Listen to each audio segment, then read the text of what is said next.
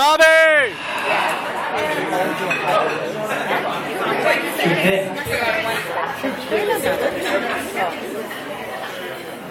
Boy, hi. How's everybody doing? Good? Yeah! Right. I ad-libbed that one. Good evening, everybody. Many of you know me in here already. If you do not. For those of you who don't, my name is Bob. I wasn't always called Bob, but because of the grand efforts put forth by the group through years of repetition and non-stop brainwash, I regret to admit that the nickname is likely here to stay. It's okay. It's okay. I'll get used to it. It's, you know. But, however, at this time, I now choose to seek my revenge on my own set of nicknames for you. Okay, the following list is an alternative ways to address the groom. Low-fat Matt. Mega Wallet Sausage Legs. You really gotta let those puppies breathe, man. Slimer. Like that one? Sweats a lot. Yeah, and my personal favorite, the Hoboken Strangler. Meet me at the bar later, I'll retell it first person. It's good. These names might be confusing to a lot of you here tonight, but to those who know Matt like I do, you know these terms of endearment are said with the utmost love, admiration, and our never-ending quest for more laughter. But in all seriousness, they say that once in a lifetime, someone comes along whom you're absolutely meant to be with. Everything feels perfect, stars are aligned, body and soul are in balance.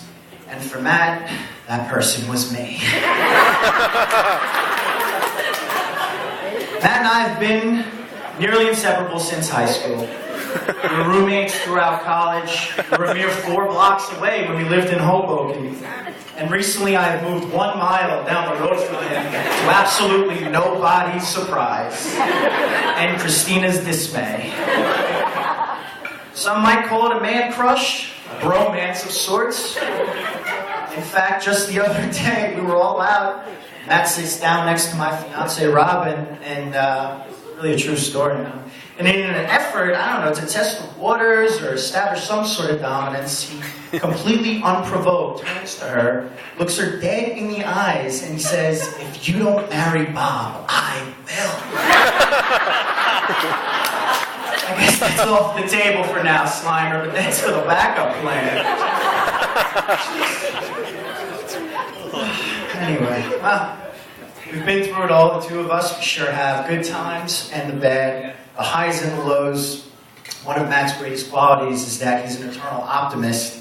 He can find the silver lining in just about any situation, no matter how bleak it seems. It's infectious if you're ever in his company. The lows never last very long when Matt's around. And for everything else, there's Red Bull and Jägermeister. Oh, the memories, or lack thereof, actually.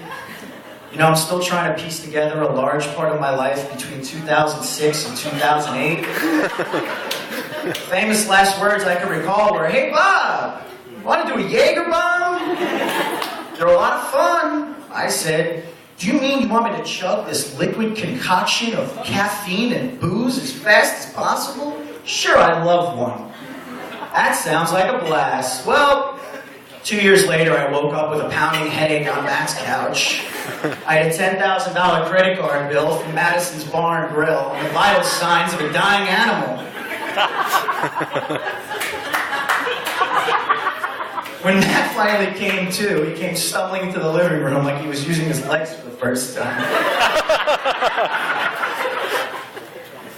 We gave each other a long, hard stare without uttering a single word. We knew something had to give. Enter the lovely and beautiful Christina. Your timing couldn't have been better.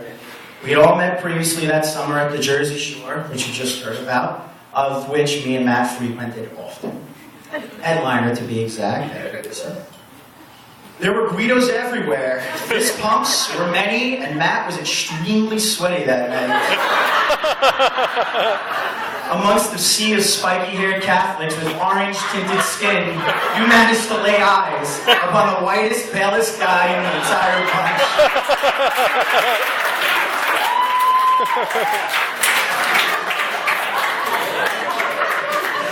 I knew you guys must have hit it off that night because come the fall time, you started coming up quite often to Hoboken.